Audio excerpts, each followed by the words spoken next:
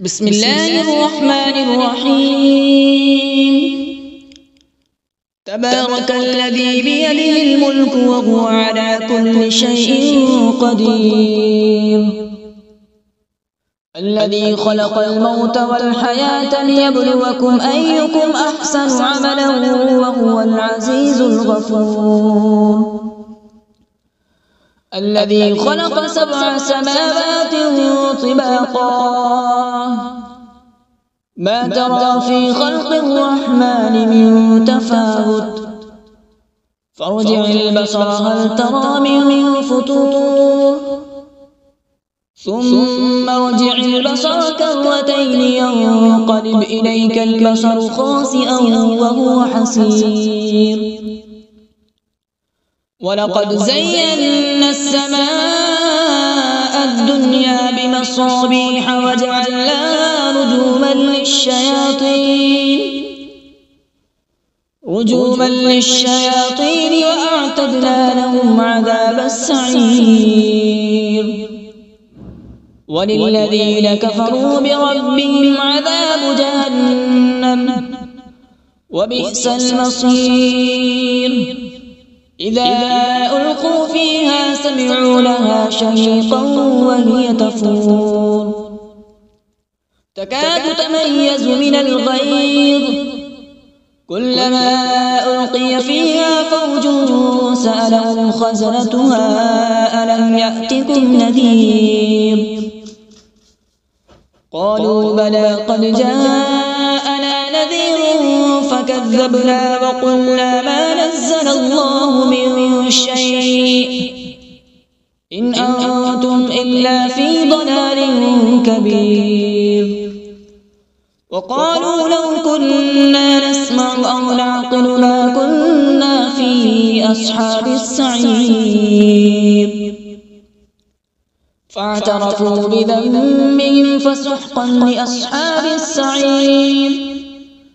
إن الذين يخشون ربهم بالغيب لهم مغفرة وأجر كبير. وأسروا قولكم أو اجهروا به إنه عليم بذات الصدور. ألا يعلم من خلق وهو اللطيف الخبير. هو الذي جعل لكم الأرض ذلولا فامشوا في مناكبها وكلوا من رزقه وإليه النشور. أأمنتم من في السماء أن يخسف بكم الأرض فإذا هي تمور أم أمنتم من في السماء أن يرسل عليكم حاصبا فستعلمون كيف نذير.